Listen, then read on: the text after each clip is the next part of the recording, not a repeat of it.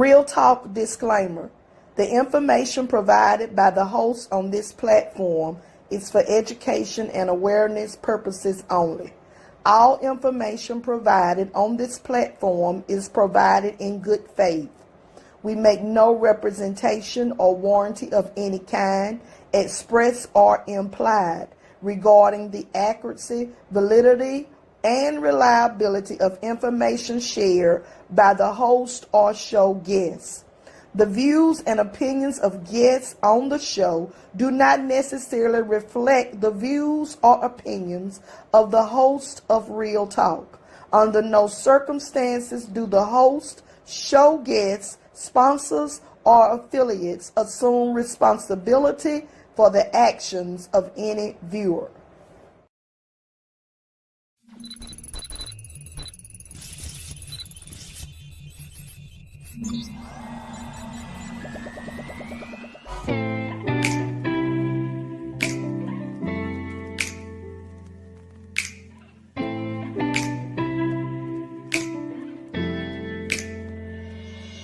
Our greatest glory is rising when we fall. So don't be discouraged, don't you be appalled. It's okay if you fall and maybe even lose your spark. Just make sure in the end you rise from the dark. It's time to rise up, time to work, and time to chase your dreams. The Lord has the final say, so your soul is redeemed. This message is to help you with your self-esteem, as faith will take you places that we have never seen.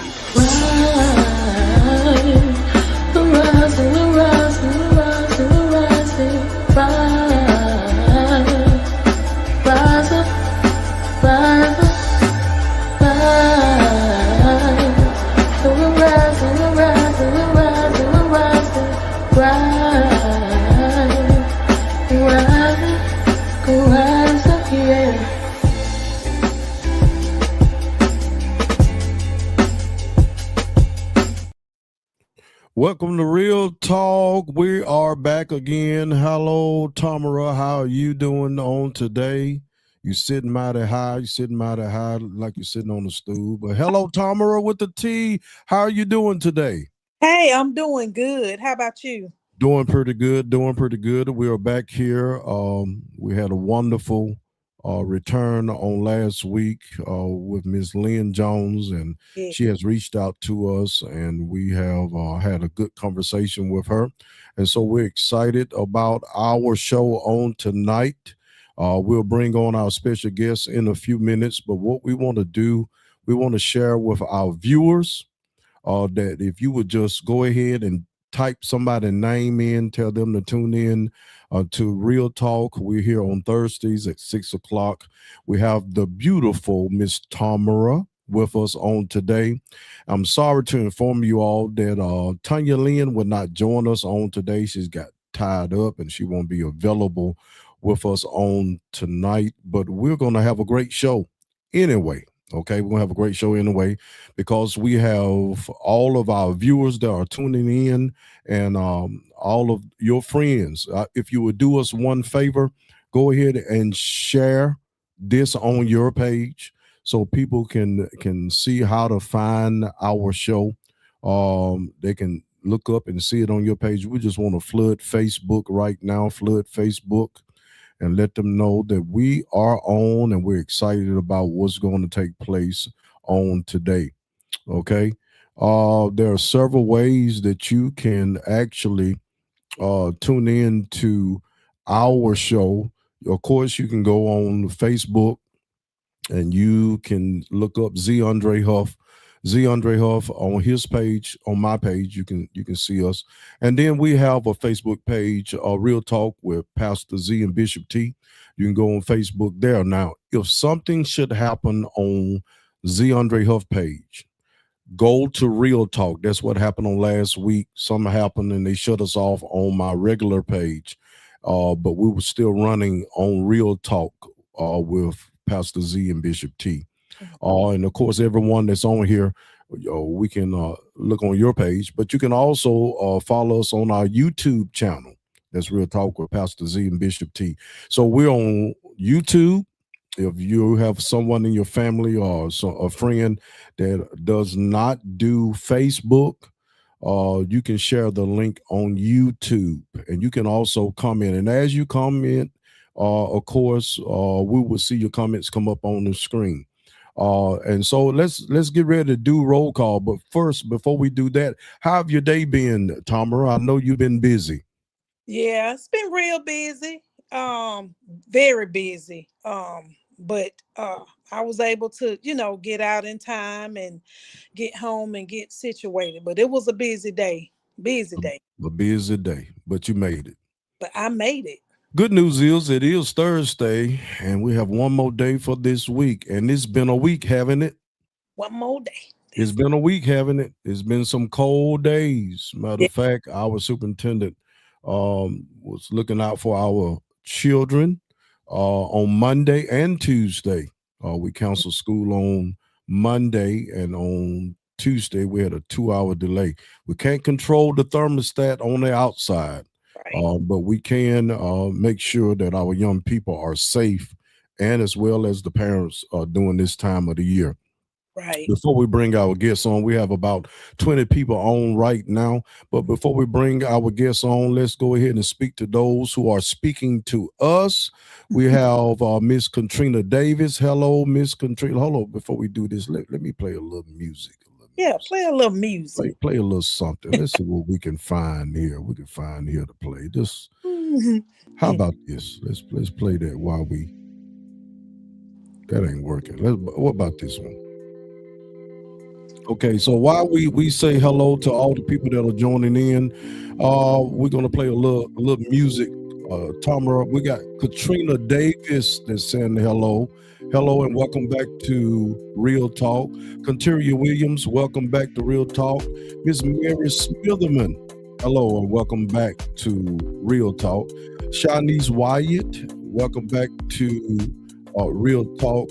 We have Miss Doris Payne. Hello and welcome back to Real Talk. We got our Vice President of our school board of the Gadsden City School, Mark Dayton. Hello, welcome to Real Talk.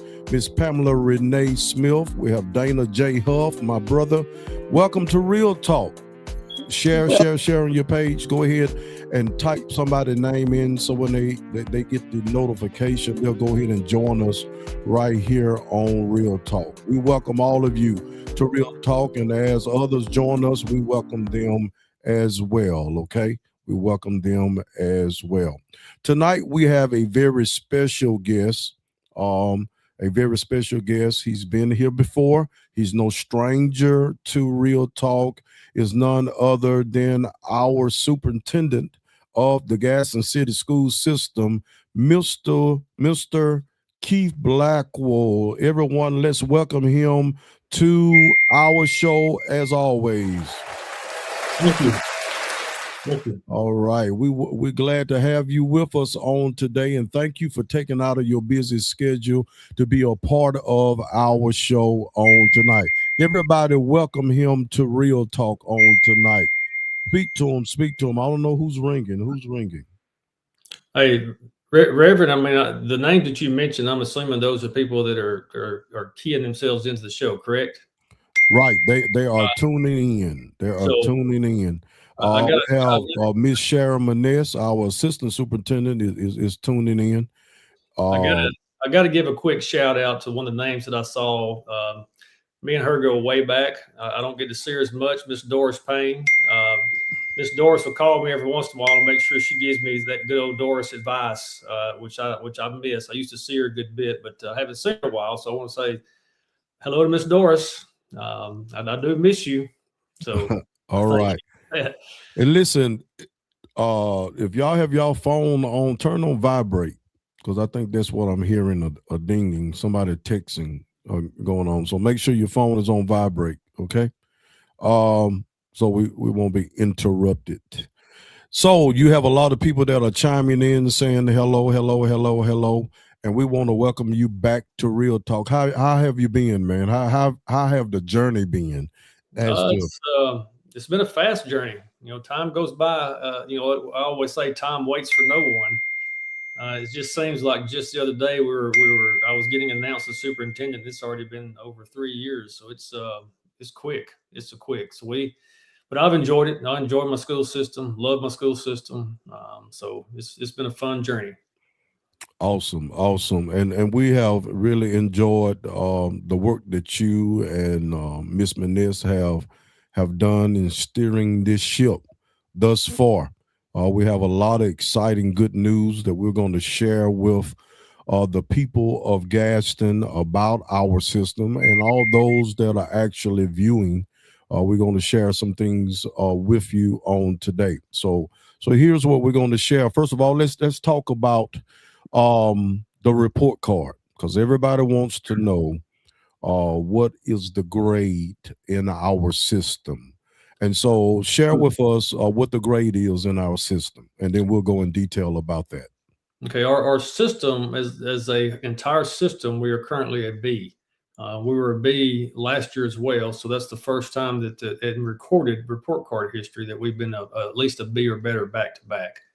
So that's good news, but we still have a lot of work to do.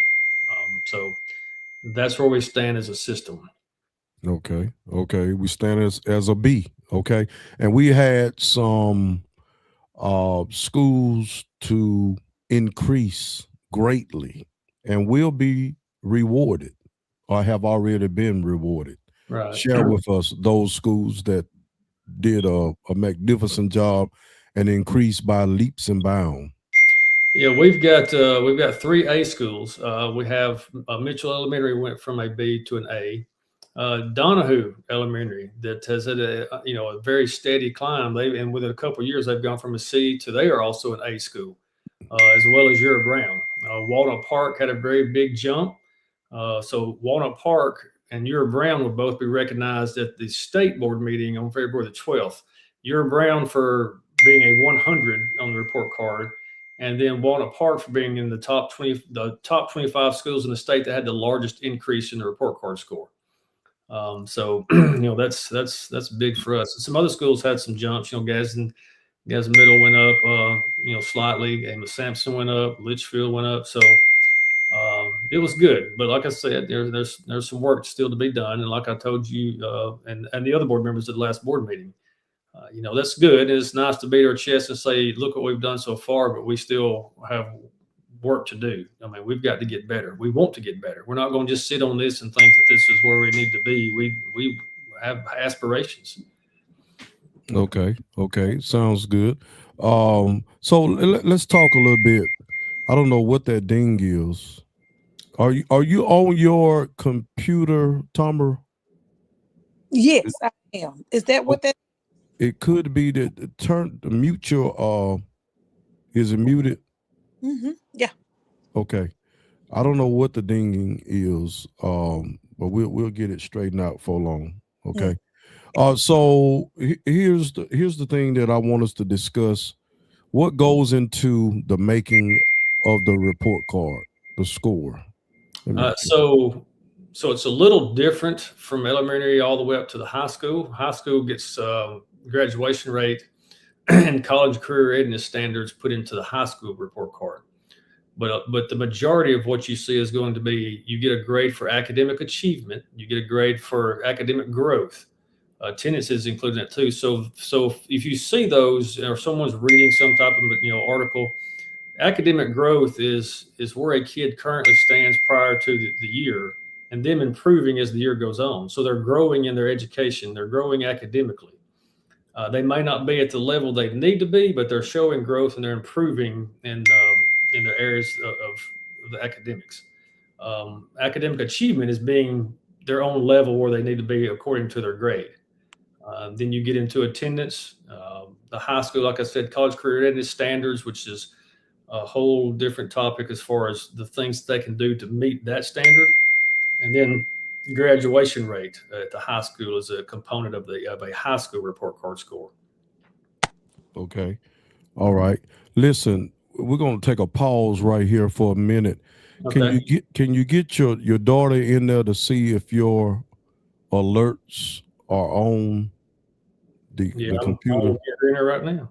Yeah, see if that's what, because it keep dinging. Look, I told you one before we got on when you had me start on. Look, I have to rely on her to help me through some of this technology. So when you were saying the dinging, I was looking to see if there's anything popping up on the screen, but I don't see anything that pops up when it dings. Okay, I don't know what we want everyone to actually hear what we have going on. So let's see. You're a popular man, so and it look like it's on your end. Because I keep seeing your thing move when it ding. Hang on. Yeah, it's on your end. Is it? Uh-huh.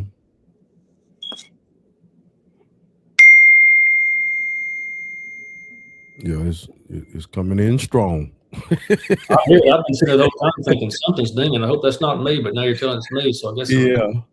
Yeah. Get your daughter in there. Tell her mute all your notifications. Look, I got my wife coming too. She's she just retired on us from Emma Sampson for all those years in the library, and she was the technology person at Emma Sampson. So as soon as she walks in, she'll probably know what it is right off the bat, because I don't know. I'm looking around to see any type of button I can push to stop it. Yeah.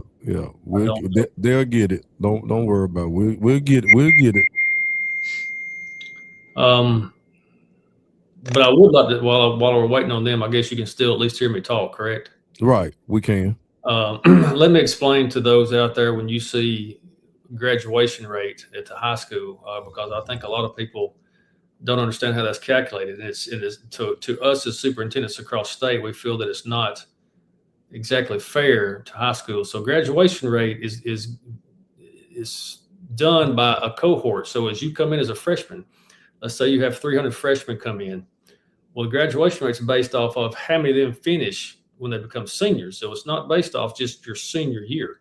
Right. The issue for us is that if you have 300 freshmen come in and then summer gets here, everyone goes out in the summer, and you come back sophomore year, where you may have 20 that don't show back up, and you don't know where they went. They didn't come in the summer to withdraw. They didn't tell anybody, hey, we're going to move or we're going wherever. So now they're no-shows is what they're technically called. So now you're trying to find them. They could have gone back to a home country. They could have gone to another state. So you call every contact number you have. We even use social media to try to track down students. If you know who their parents are, you look on social media trying to find if they've moved somewhere, going to the school. If you can't find them, then they get counted as dropouts.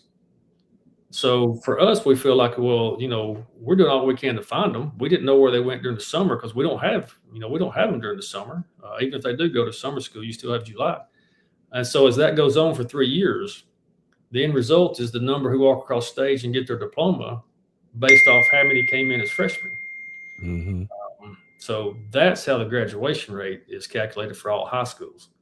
And each portion and each information that you have shared and that we are telling you that plays a part in the overall grade, each one has a percentage that plays a part in that particular grade. So you're talking about attendance, you're talking about the graduation rate. It's not just the academics alone. And then you got to understand if there's a great number of non-English speaking students. You got to take in consideration on how they do during test time. So it's a lot that plays a role. I was sharing that with someone today, and they were shocked to know. I said, y'all just look at the overall grade, and then you'll say, oh, they ain't teaching them anything. They're not teaching them anything, or those kids down there are unlearned. You don't really know exactly everything that goes into the overall grade. I said, but if you tune into our show today, we'll have the superintendent express and share. All right, I've got my tech crew in here. Okay, so who I'm talking to? I've got both of them. Both of you are. Okay, if you can mute his notifications or just put the do not disturb on, it would keep anything alerts from chiming in. We getting a chime. My daughter said it's on do not disturb now. Okay, it's on now. We shouldn't hear anything else. Thank you, daughter. We haven't heard it ding so I guess we're good. We're good. All right. All right. Okay. All right. So, And another component to the report card for every school is chronic absenteeism. So that also becomes somewhat of an issue for schools, because we do want kids in school. And Dr. Scoots and her team, they do a great job. The principals have their own teams at every school to address those who aren't coming to school. So a lot goes into that. But ultimately, by law, it's the responsibility of parents to have their kids in school. So Dr. Smoots goes through the whole process, along with, like I said, the help from every principal and their attendance team, to make sure these kids are in school. But when you go as far, because once you cross the 18 number for a kid, then they count as chronic absentee. So when it gets to that point, and you may have to have a petition, or a parent may have to go to court because of attendance, well, it may be a couple of months or a few months prior to them ever going to in front of a judge for attendance. Well, that whole time the kid still could be missing. But we as a school system, or a particular school, will get dinged for that on a report card. We know we want them in school. We have things in place to try to get them in school.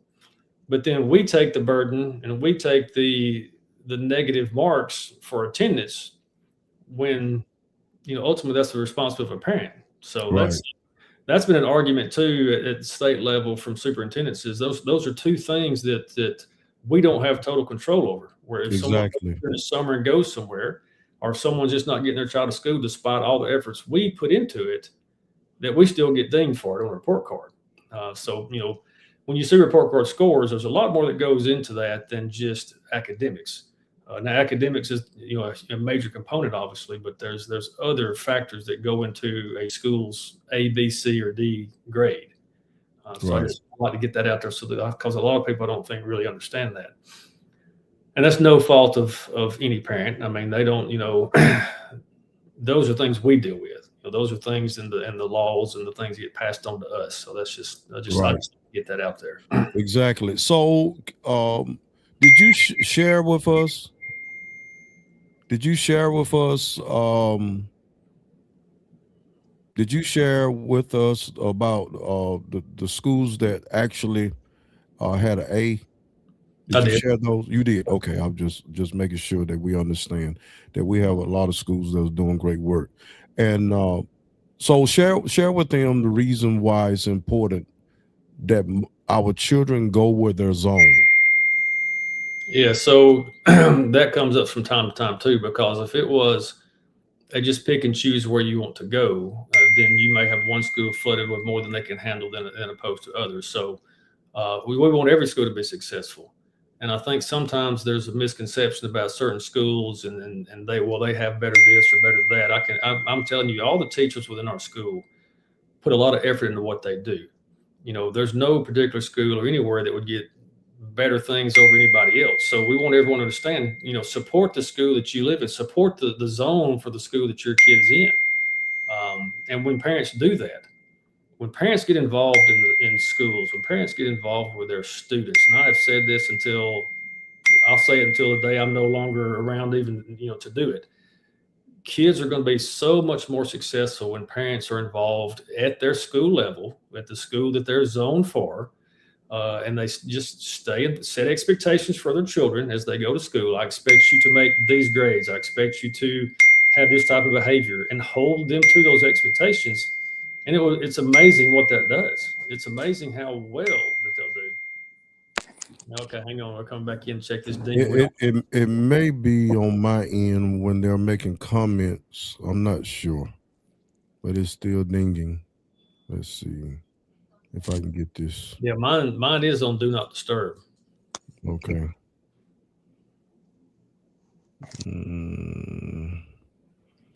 Right.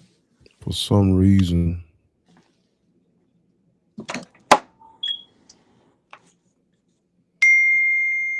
Yeah, it dinged and then a comment popped up. So that's what we're doing. Let's get this.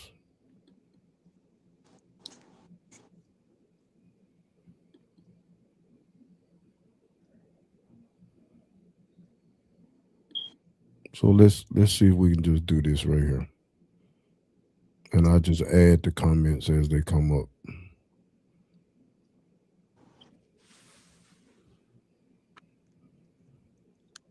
Okay, let's try it this way. So as the comments come up, I'll put them up myself. I had them coming up automatically. I don't know. It might have been that. So let's move on. All right. So you were saying, go ahead and finish saying what you were saying. We want parents to believe in the schools where they live. We want parents to take pride in the schools that they're zoned for, because we feel they all put in a lot of work. And, they just all need that support. Some schools may have more support than others, but if everyone will just get involved, know the teachers, establish that relationship with the teachers through email, so that the teacher, that you're comfortable with the teacher. I think too often parents don't get to know their teachers, and then months go by, and then something may happen, or the kid may have some behavior, and there's no relationship there. There's no relationship between parent and teacher that they could have had conversations throughout the entire school year. I mean, we want our kids to do well. No, none of our teachers or principals want to see any of our kids fail. We're not in it for that. That's not what we're in it for. We want every kid to be successful all the way to the day they walk across that stage of graduation. They step down if they get their diploma. They go sit in their seat, and graduation is about to be over with. And when they walk off that football field, they know what they're going to do. We've given them 12 years of education, the best that we can give them. But I said this when I was principal of the high school, and I'll always say it. I lived at that high school for many years. I saw what it meant for those kids to have someone involved with them from the time they were freshmen to seniors, regardless of where they lived in this city, regardless of how much money or whatever. None of that stuff matters when it comes to just being supportive of your child. It's a very powerful thing to witness. A parent staying involved with their children for 4 years and setting expectations. We need that. They need that. Teaching education is it's a tough job, and we don't ask for sympathy. We're not asking for sympathy. We chose to do this. So this is what we chose to do. We just asked for, the cooperation, the collaboration. That's what we always ask for. We're never asking anybody to feel sorry for us. Like I said, this is what we do.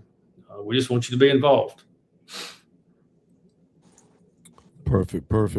Tomarra, you have anything you want to ask them before we move forward? Well, just to kind of piggyback on what he said, because in what I do every day, we do run into the same thing when we get those referrals, whether it's from the school or from the courts for truancy. So parental involvement is very important. Very important. Yes. Mm-hmm. I saw what someone said, attend PTO meetings. Talk a little bit about that. Same thing. That to me, PTO principals, and I can speak personal. For my time as a principal, and I know any principal that was on that's listening. I don't know who all's out there that's listening, but parents who get involved with PTA, PTO, PTSO, they all have different acronyms sometimes. Just being there to support what the school does, whether it be, hey, we're going to have like a lunch for the teachers. We're going to thank you, teachers and custodians and lunchroom workers and aides and everyone in the school for what you do. So we're going to bring potluck, a lunch, or we're going to go get it catered. And they all set that up so that the principal can still go about their day and be involved. But it's kind of a thank you. Or whether you'll have programs at the school, it's just, those things mean a lot to principals. They really do. I mean, parents may not think that they do, but they do. Having parents who want to get involved and be there to help out, because helping hands with everything that we do in the school world is very welcome. Awesome. Let's share a little bit about some good news as we continue to talk about good news here. Mm-hmm. We now have some buses, some brand new buses with cameras, with heat, air. Mm-hmm. With that we've been even have a recording cameras, for incidents or anything as such. Mm-hmm. How many buses do we have? We have 20. I may get one more because they kind of sent me something about prices. I may get one more, but I'm going to probably get a few spare buses as well, because there'll be those days when we have maybe a lot of athletic events going on that we're going to need more than what we currently have. But right now we have 20 brand new buses, and I'll probably get 1 or 2 more to add to that to make it 21 or 22, along with about 4 or 5 spare buses. People have probably seen those buses sitting at the high school. That's they'll probably sit They there. look real nice. I had an opportunity to pass by a couple of times. They Yeah. look real nice, and we're excited about that. And I know the youth, our children, are excited about it. And I know that you have some incentive for those who desire to actually drive our buses. You're Mhm. looking for drivers as well, right? Yes, sir. Yes, sir. And let me say too, I'm glad you brought up transportation, because I know sometimes people get on social media and they start talking about things, and sometimes it's not factual, and people read that and think that it is. Because if you ever have questions about transportation, anybody can reach out to me or email me, and I'll be happy to answer those questions. But I want to explain transportation as we rely on the state for funding. So by statute, by Alabama statute, city school systems are not required to have buses. County school systems are required to have buses. So if a city chooses to have buses, then the state says, okay, we'll fund you for the buses, but we're only going to fund you for schools that the majority of, or you have a good majority of kids who live outside a 2-mile radius. And it says that in the statute. So sometimes you'll get questions about why certain schools have buses and others don't. It's because the state comes in, they look at addresses, they look at the zone, they look at the lines, and they say, okay, this school will earn buses, but this school may not, because most kids live close enough to the school. So we have to follow that, because if we didn't, then we would have to fund out of our own money, which we need every bit we can get for all the other things we do, to provide buses at other schools. So it's not that we don't want to provide every school with buses, because we'd love to, but it's just what we get funded for. And we talk to the state, and we try to work around some things to ask, and we will ask, but they'll come back and say, no, that doesn't qualify. So it's, I just want people to know that's how that works for buses. So even though we have new buses, that's not going to necessarily change the schools that currently have buses. That doesn't all of a sudden mean that every school is going to get a bus. I wish we could, but again, we get funded by the state based off of the parameters that they set, because we're a city school system. Mm-hmm. So I want people to understand that part of what we do. We'll look at routes, and we'll look at where the bus stops are. And I do appreciate, the company that we've used in the past. Most everyone knows we've used Woods Brothers. They've been good to us over the years. As most everyone knows, we lost Miss Tammy, a couple years ago. That was Miss Tammy. I knew her for a long time. She knew my family back when my family lived on Hope Street, and my grandparents were on Hope, and one was on Blythe, and she knew my family. She knows my parents. So that was a tough loss for us. So we're grateful for all the years that they've given us. But the financial time was right. Right. There was an opportunity that we could purchase buses and not have any bus debt, which is big for the school system going forward. Right. And for those that may think that we push Woods Transportation out, we did not. We honored the contract, and plus those drivers and some of the workers there at Woods Transportation is going to join us in driving our new buses. So I oftentimes run into some of them, and I tell them we appreciate the relationship that we have had down through the years, and how they took care of our young people with their company. So they're well appreciated, and we thank them for many years of service of working with the Gadsden City School System. So we don't want anybody to put a black eye on that and try to make it look like something went wrong just because you decide to move in a different direction. We was able, it was the right time to purchase brand new buses. You can't argue that.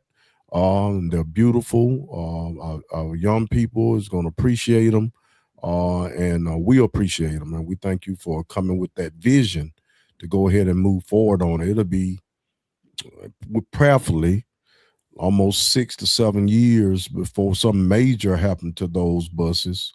But until then, it's just oil change and a few other things that we'll have to deal with. So we definitely appreciate that, and we wanted to let the public know about us, the transportation part. Also, I want to talk to you a little bit about the different athletic departments that are taking place and the sports that we have, and how well we're doing in sports. Football season is over with. They had a pretty good season as they did last year. Now we're actually getting ready for the area tournament in basketball, and Coach Ralph Graves and the basketball team was doing well, and the girls will be entering to their area tournament as well with Coach Jay Tinker, and the girls are playing as well. So we've been great support this year. Great support. Now I was glad to see great support from the Gadsden City Schools fans. So continue to cheer them on. We definitely need it because prayerfully and hopefully we can get the big one this time, because there's been some reclassification down in Montgomery. And I want to get your input on that. If you want to give a shout out or say anything about how the basketball program is going and what to look forward to for as the spring teams. I saw you mention something about the track team and softball. And have we started pickleball yet? No. You probably think that's probably coming at some point in time, as popular exactly as become. And you already know, and most people know, we added flag football a few years ago. That's really grown. Right. That's really grown across the state too, because when we got into it, there was only 52 or 53 teams in the state. Now there's enough. You have regions and you have classifications. So it was great to see that. But you're right, the basketball teams, they've it's amazing how fast the year goes with some of these sports programs. But your area tournament starts late next week, I believe. I think the girls will be playing in Fort Payne. The boys will be at home. Mm-hmm. And we're only a couple weeks away from your baseball starting and softball starting.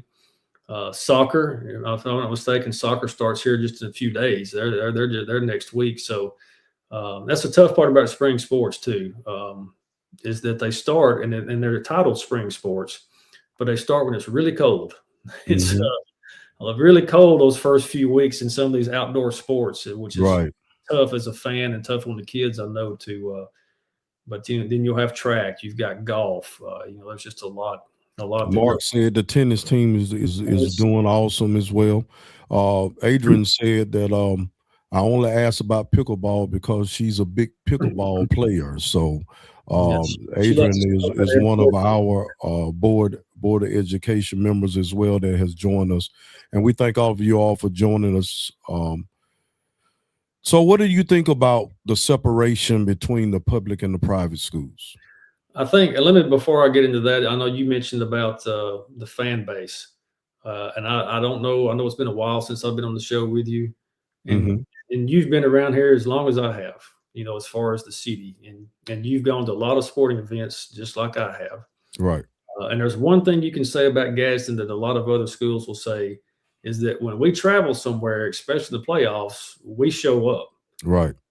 And I love that. When you go to JSU, if we're there, Gadsden shows up. And I've said this in different things that since the Final Four last year. After the Final Four game, we lost by one, tough loss. I was down on a little concourse at the bottom, and Heath Harmon, the current Athletic Association director, I know him from when he was at Oxford when I was at Gadsden City, and he came up and he shook my hand. Hey, great game, tough loss. He said, but I want to tell you this. He said, since we've been here at the Final Four this whole week, he said, your city has had the largest amount of fans of anybody we've had down here. I just wanted you to know that he said we were talking earlier about how many Gadsden people were here for the Final Four game. He said, we hope that y'all get to come back many years. And I said, hey, so do we. We hope to see you next year. So it is awesome. So thank you all, everybody that's listening. Thank you for showing up and supporting those kids. They work hard to get to that point. Sometimes they may fall short, Right. but when they do make it, we show up. So I think that's awesome. I just want to say And it's very important. And I know I'm gonna catch a lot of slack about this, but I say all the time, if you're a fan, you're a fan. Right. I look at Cleveland Browns. They're not winning, but they got fans in the stand. You look at Oakland Raiders, who, LA Raiders, they're not winning. They probably going to have the first draft pick, but they got fans in the stand. And that's one thing I want us to get to the point, regardless of the outcome. If you're rooting for these young people, root for the young people, regardless. Show up and root for them. And yes, I've seen a drastic turnaround, because I used to be the biggest one that said Gadsden City got the worst fans in the world. I used to say that all the time, because even at football games, I'm like, do we know when to cheer? We don't know when to cheer. You know, I used to say that all the time. I remember when I used to announce the basketball lineup, I'm calling out these players' name and nobody's cheering. But thank God it's done turned around. So let's keep it going, you all. Let's continue to root for them, because they need it. They need us rooting for them. They're young people. They're going to make mistakes. But even when they make mistakes, continue to encourage them and cheer them on. We've been reclassified. We have. And we got a schedule that's going to be coming up next year in football and basketball.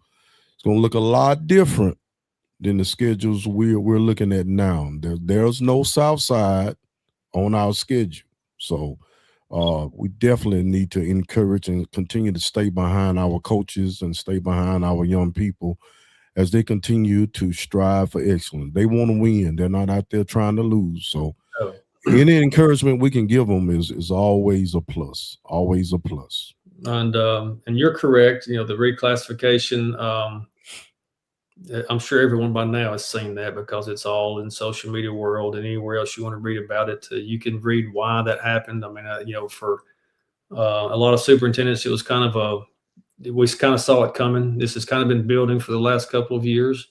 And if you read about the you know, you got the voucher program where kids can take $7,000 and, you know, and use that at a private school. And then look, if that's the parent's choice, that's their choice. I'm not going to fault a parent for doing what they think is best. But it eventually turned into an issue that I think everyone heard about. And then that kind of sets things in motion to say, well, we're going to divide public and private. So as it stands, you know, at first we thought it was going to be just the playoffs, but it turned into just the classification itself. You got a public side and you have a private side. Right. For us, because the private schools were taken out of all the on their own, well, that reduced the number of schools left on the side. So it went from 1A, from 7A to 1A to 6A. So 6A, basically what 7A used to be. Right. And I'm kind of on board with the dividing, because public schools can recruit. It's not illegal for them to recruit, especially if you pay for tuition. If you pay for tuition, you can recruit players. Private schools can. Public schools cannot. So when you stacking a team, I don't care if it's 1A all the way up to 6A, it's difficult when you can stack a team of nothing but all-stars, because you can recruit them, versus kids that just actually zone for a particular school and just you have to use those kids that you have. So, you know, I thought it was good as well, that, you know, you're going to be private and you're going to recruit, play against other people that can recruit. Let's keep the rules. Let's keep it a level playing field, where, you know, everybody abiding by the same rules that playing against each other. So I wasn't upset with them dividing the public and the private. I wasn't. I thought that was a fair exchange. Yeah, and for us, if people have been able to see, because our enrollment went up, And, we were happy about that. We're happy that there's only 12 school systems in the whole state whose enrollment went up, because the state lost about 5,000 public school students to whatever it may be, homeschool, private school, but we went up. So we knew that we could celebrate that fact, but that also meant from a athletic standpoint that we were probably going to bump up in a classification if everybody else is going down and we're going up. So it did. It put us into 6A, which technically you could think of as 7A. But we're in a region that is not unfamiliar to us. Right. We've been in a very similar region before. Exactly. And two of the teams that we have been playing for the last 4 years, Buckhorn and Hazel Green, will both be moving up with us as well. So that's a common opponent to us for the last couple of years. We just played Bob Jones in football. We won that game. They'll be in the same region with us, along with Sparkman. I think Grissom, Huntsville, may be missing one. So when we were in that region before, we weren't unsuccessful. I mean, we played. So, even 6A is going to have some, it's 6A as we just got out of is pretty stout at times too. There's a lot of good teams that play in 6A. So it's going to be competitive one way or the other. Right. It's just, our coaches will accept it. Our coaches will coach hard like they always do. Our kids will prepare. We'll put the best product we can on the field, the court, the track, the tennis court, wherever it may be. Awesome. Just give us one last pitch that you would like to share with our parents and all of our students as you get ready to sign off with us on today. What is it that you want them to take from this interview? What did you want to share with them moving forward? I know there are some things this board and yourself has been talking about for about 4 or 8 years. You've been in the mix. We're looking forward to trying to do what we've been discussing about consolidating our middle schools. We got a lot going on into one middle school, like we have one high school, so that everyone can have the same resources and have the same curriculum. Everyone can have the same thing. No one will come up short. What you want to share? Do you want to share anything about that? I mean, you're right on what you say. It's shared resources. It's upgraded. It's an upgrade. It would be an upgraded building. It would be built for safety, technology. We'd like to add a career tech component at the middle school level. So there's a lot that we would love to do, and it's something that you already know as a board member that we talk about. That's for us as a school system. We have a lot of schools for a school system our size. If you want to compare us to a Pell City or Oxford that's similar in student enrollment, we have around 5,000 there. They're close to the same, but they're operating with 3 or 4, maybe 5 schools. We operate with 12. So our overhead is a lot more compared to a school system similar to size for us. So it's especially with the old buildings that we have. When you get into utility cost and maintenance, so it's not that we would want to. No one is wanting to take someone, say, neighborhood school away from them. It's just a matter of how long are we expected to operate old schools that we've had for a while, and we can't afford to replace every school. Right. That's just a lot to ask for. But if we consolidated and move some things around, try to the resources that would help us financially as a system to reduce the overhead that we have operating so many schools. So there's a lot of factors that go into a decision to talk about consolidation. And, you said the main part.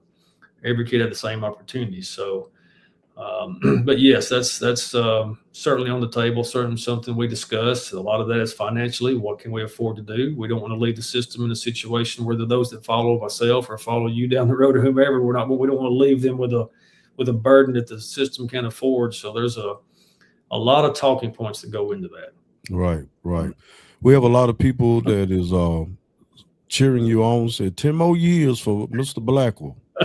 And then Miss Maness said to make sure you mention the Scholar Bowl. Yeah, Scholars Bowl. She, that's one thing of those of you that know Miss Maness. She's gonna make sure she's got me pointed in the right direction. So I give her that. She's my work wife, so to speak.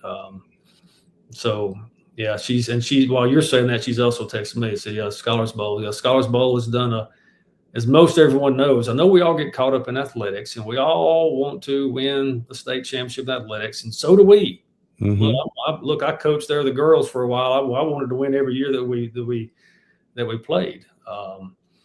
You've been involved. When your brother coached Enrico, he wanted to win every year. We all want to win. No one goes into a season. It ain't as easy as you can have a wheel, but it don't mean no. It's going to happen. As you know, I'll say this: a lot of schools have athletes. There's a lot of other schools that work hard to do, to win games. So we all want to win, but academically, Gadsden, Alabama, Gadsden City, the home of the defending state Scholars Bowl champions. And we do that in JV. We do that in middle school.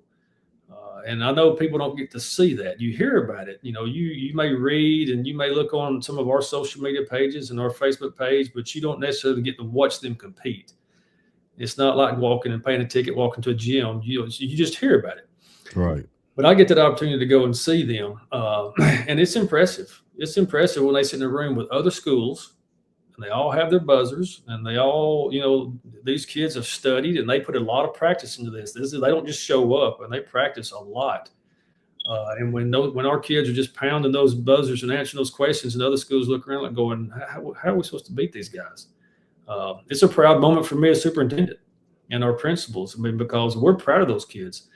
I don't think it gets talked about enough, honestly, because, like I said, everybody's so driven by athletics. When I understand that, look, I've lived in Alabama my whole life. I know how important sports are, but those kids, they work.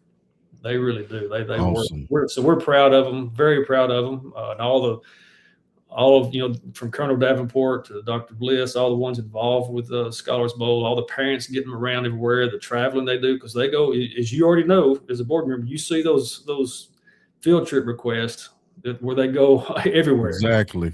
Obviously, you guys don't hesitate to approve that. So right. That's a big part of what we do too. But you asked me a minute ago, I guess anything to say as I go. I certainly appreciate what y'all do. Can I call you Tea Time since that's what it said on your thing? Because I called Bishop T when we first did this. That was my first time to meet Councilwoman Latham, so it was pretty cool to call her Bishop T. But anyway, I appreciate you doing this. We certainly appreciate your work as a board member. And as me and you have both said before, this isn't something where I'm trying to, build you, trying to relationship here by praising you, but I do appreciate what you do. And I think I've said that for our board members. We have a very good, strong board, cheerleaders. And like I told y'all at the board appreciation time, I think that our 7 board members are really good cheerleaders for our school system. I mean, people may not always agree with our decisions, and I get that. That's part of choosing what I do, choosing what you do. But honestly, we sit together as a group and we try to come up with the best decisions we can for our students. No one goes into any meetings we have or work sessions without thinking about that. So I just want people to know that, that you may sometimes say, well, why are they doing this? I can't believe they did that. It's not because we want something negative to happen. We're trying to push our system forward. We're trying to be the best system that we can be, offer our kids the most choices, the most opportunities. Correct. And so I always ask, and you've heard me say this a lot, we need involvement. We're only going to be good as our parents getting involved with what we do. Read at a young level. Read kindergarten through 3rd grade is a big deal. Read to those kids at home. Let them read to you. The more you can help them. I sent you that picture today. I think you may have saw that picture where all the yes. Sit at the round table. That's what we talked about. Right. And we talked about a lot of the weaknesses that they all share in report card data is, something like comprehension. Like our kids can read you the words and they can spell the words for you. But when you're at home with your children, let them read to you and maybe ask them, what does this word mean? Or read this sentence to me. So any help we can get at home or in the churches or at the grandparents' house or the aunts and uncles, we desperately need that. That old saying, help us help you. Correct. Exactly. Correct. So again, Thank y'all. Tea time. Nice to meet you again. Me too. So So I thank y'all. I guess, or Well, we certainly appreciate you coming on, and of course, we'll have you on again. I want to let me give a shout out to our board members. First of all, our assistant superintendent, Miss Sharon Maness. We want to thank Miss Donna Smoot for all she does. Miss Kelly Swafford is the superintendent secretary, and she keep everything that provide everything for us. We also want to thank our board chair, Judge Milliken, is our board chair. Our vice chair is Mark Dayton, and then we have Miss Adrian Reed. We have Miss Rita Smith. We have Mr. Mike Haney, and we have Miss Nancy Stewart and myself. And so we thank all of you for all you do. We have a lot of directors at the board, and we appreciate our directors as well as our principals, our faculty, our staff, the teachers, instructors, all the way down to those who actually work in the maintenance, as well as our custodians, our cafeteria workers. We just have a great system, and you will be blessed if you come and join us. Thank you, Superintendent Mr. Blackwell, for joining us. And until next time, you have a great one. Okay, y'all show some love to Mr. Blackwell as he leaves. You just flood the timeline with hearts. Go ahead and flood it with hearts, and tell him thank you, thank you, thank you, thank you. Yes, thank y'all. Thank y'all for having me. All right, have a good one, man. Thank you for joining us. Yes, sir. All right. Yes, sir. All right. We want to thank Mr. Blackwell for being a part of our show on tonight. Had a good conversation, and we hope that you was able to get some information of what has taken place and what we have planned to take place with the Gadsden City school system. We have a lot going on. We didn't cover it all. Mark Dayton mentioned about us selling the old Gadsden High School building, which was a plus for us. And we have so many things that we could have discussed. And it was planned just to go for about 15, 20 minutes. And we almost went almost an hour with him. So Tomarra, what kind of tea do you have for us tonight? I got a few things, but that's good information though. Good information.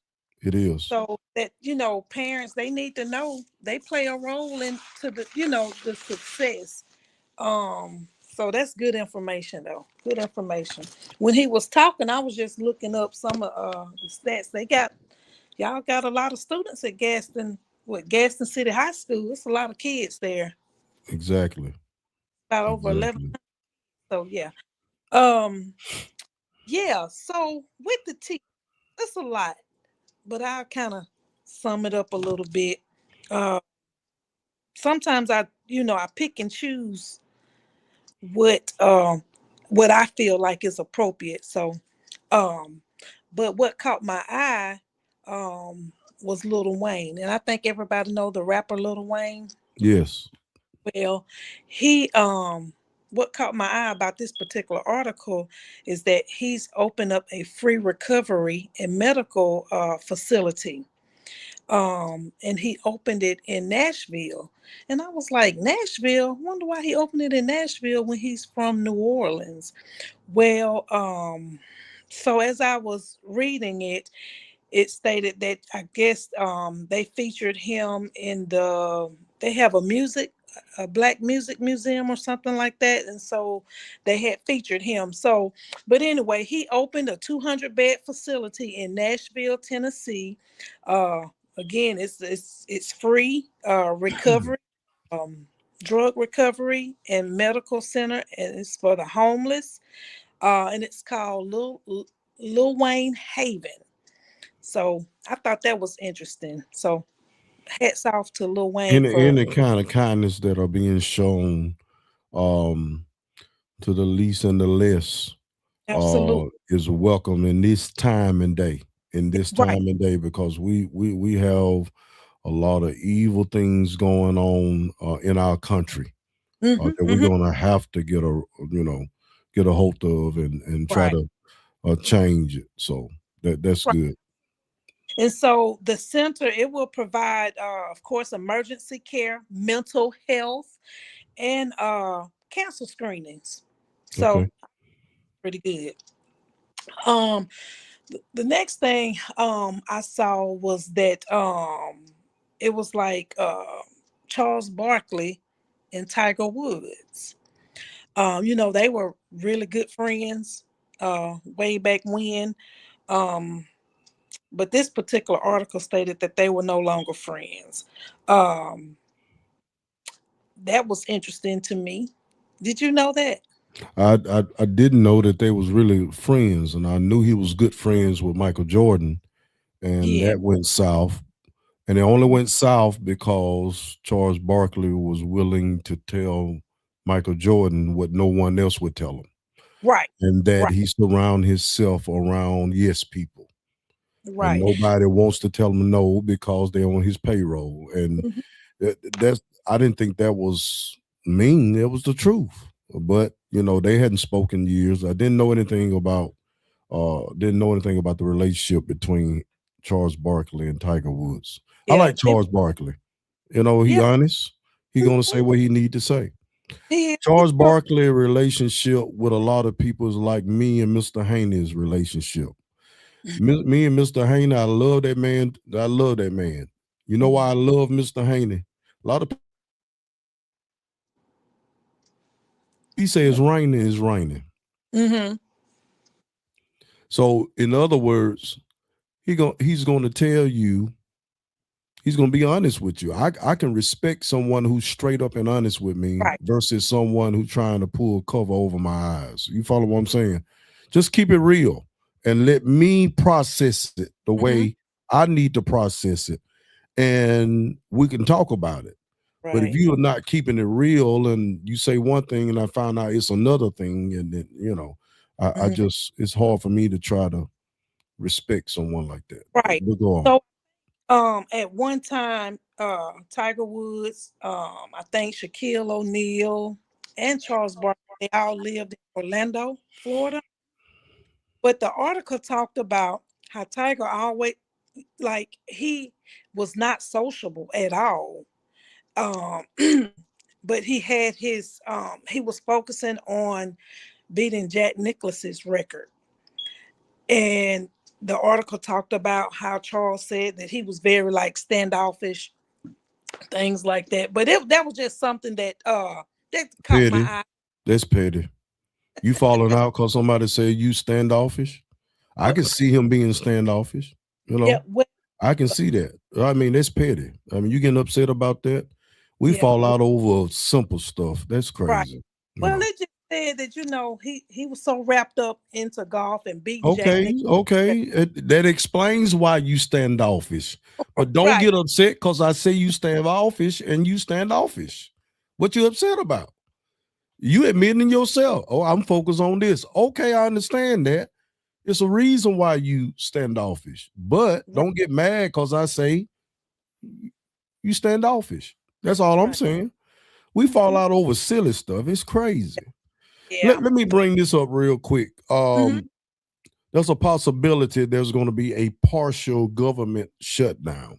I don't know if you had that prepared to talk about, but a partial government shutdown. And of course, I know people are going to blame the Democrats Right. because the Democrats is not going to go along with this bill. The reason why it may be a partial government shutdown is because they do not want to fund or continue to fund these people that run ICE or Homeland Security that are Right. going around here, and within 2 weeks they have killed two innocent people, you Right. know, and they're just constantly just moving around.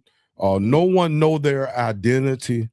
They're Mhm. covering their face, and a lot of people are saying they wouldn't be surprised if some of these people that are ISIS or Homeland Security that are doing these raids or some of the Proud Boys or some of those January 6 people, Right. because they won't reveal the identity of these people. And even those that have killed 2 innocent people. You can say what you want to say about a person having a gun at a rally, but you have to understand they took the gun from the guy before they shot him multiple times. You shooting in a car that is moving, which is illegal. Anybody else will be thrown under the jail. Right. And these people don't even have their day in court because they won't even reveal the identity of the people that are doing the shooting. This is crazy. This is madness. You can't justify, you can't make sense out of some of this stuff. And so giving these people all this money to go around and just tackling people and killing people, innocent people, nonsense. I'm all for it. I'm all for it. Not, shut it down. That's what I say. I had somebody mention something about Tuberville. I hope he don't become governor of Alabama. When people start throwing names to me and I know what they stand for and they have shown their true colors, and if you support these people, then it's saying something about you. That's because none of these people know anything about politics. Tuberville don't even know the branches. And then they trying to push these people in based on their popularity. AJ McCarron, he's a good football player. Yeah. But what makes just because he's a good football player, that means he'll be a good what was he going to run for? Lieutenant governor. He pulled his name out because now he's a football coach. I've seen this McMahon lady. Her husband is Vince McMahon. She's over education. Don't have a clue. She don't have a clue. You done froze up on me. But she don't have a clue of what she's doing with the Department of Education. You're back. But you have Vince McMahon. It's people with money or popular people that has been agreeing with Trump. And there was a man that called him out. The Democrats said, y'all talk negative about him behind his back. But when the cameras come on, you support everything he's doing. But y'all don't call him all out of his name. But things are changing. And the government could be a partial shutdown. And I know that's not popular with some people to go against the grain or go against what's going on in our country. But our country is madly out of control. Out of control. Madly out of control. And anybody that try to make sense, I tell people, don't try to make sense out of nonsense because there ain't no sense in it. It's none. You can't make sense. Can't. So I just wanted to throw that in there, but go ahead. We got about 4 minutes. Okay. Well, let's see. Just kind of, last week we had Miss Lynn Jones on that the journalist from Jacksonville Free Press. Well, I read today that Pam Oliver, y'all know Pam Oliver, she was the sports journalist. I don't know her. Yeah, I may have seen her. I may have need to see a picture of her, but by name, I can't. Oliver, she's the black sports journalist. She's on ESPN. Okay. I probably know if I see her. Yeah, right. So anyway, she's getting inducted into the Sports Broadcasting Hall of Fame. She says that her trailblazing presence and decades of excellence on the sideline of the NFL and beyond paved the way for Black women in sports journalism. So I just thought that was interesting, being the fact that on last week we was able to have Miss Lynn Jones on. So that's a good thing. So real quick, anybody want a Tesla? You want a Tesla? I don't. Well, Elon Musk says he's selling them for the low. He can give them away. I don't want one. Those things I hear a lot of negative things about those Teslas. I've heard of someone the electrical went out on it and the doors would not open and individuals burnt up on the inside of the vehicle and died. So, those who like electric cars or want an electric car, God bless you. Have fun with it. But Well, it's not for me. He's going to discontinue the Model S and the Model X. So he's saying that his goal is to focus on the future.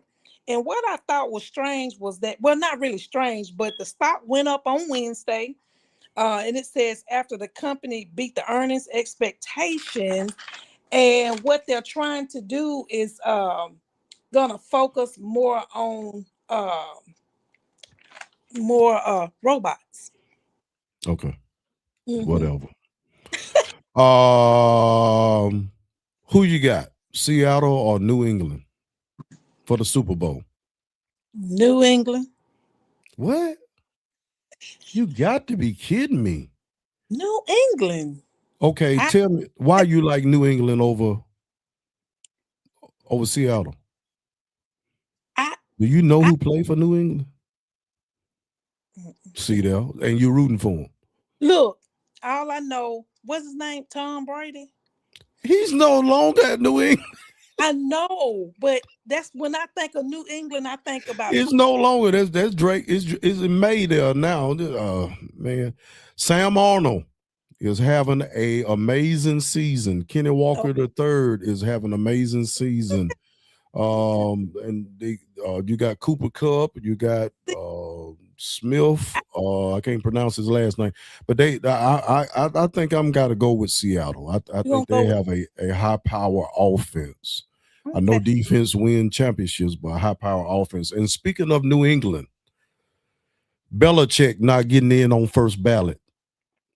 What's your view on that? Did you know that? I didn't. Okay, Bill Belichick name came up to go into the Hall of Fame. Bill Belichick have 6 championship rings. He have actually 8. He have 2 when he was the defensive coordinator. He have 8 Super Bowl rings. Okay. You can argue all day long. If it wasn't no Belichick, there would be no Brady. Or if it wasn't no Brady, there'll be no Belichick. We can argue that, just like if it wasn't for Jordan, there'll be no Phil Jackson. Or if it wasn't for Phil Jackson, there'll be no Michael Jordan.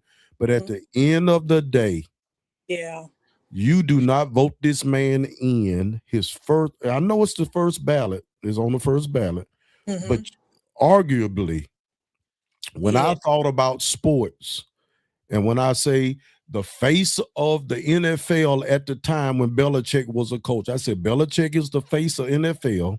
Nick Saban is the face for college football. And I said Popovich was the face of the NBA at the time when those people was coaching. Right. You cannot overlook this man and all his accomplishments. Right. And if you do, here's the thing that you're going to have to do. If you're trying to blame the Spygate or the inflated football or said he cheated, if you're going to blame him for that, the reason why you kept him out, when Brady get ready to go in, you're going to have to keep him out too. Right, that's and let's see if you're going to, what they say, if you're going to keep the same energy. And that's what they say. Let's see if you're going to keep the same energy when it comes to Tom Brady. You know. Now he just as guilty because them footballs, Bill didn't throw them footballs. That was Tom that had them to take some air out the football. Now let's be real. But why you? But William McCoy said that he think it's personal why Bill didn't get voted in, and it could very well be. You know, they said, well, he was kind of rough with the press. That has nothing to do with his accomplishments, but who knows? There's Stephen A. said they ought to boycott, and I think it was Jimmy Johnson who said he's not going to the Hall of Fame this year because of what they did to Bill Belichick. So it's a lot of people coming out against that. So he deserve it. He do.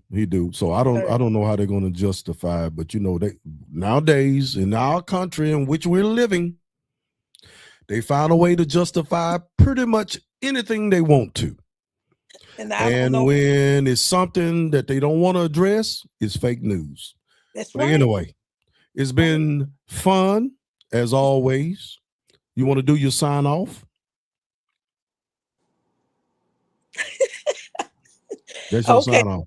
Yeah, that's my sign off. No, I'm just playing. But no, everybody, y'all have a good weekend. I'll come back with you next week with some more tea. All right. And thank you all for joining us. And until next Thursday, you have a blessed night.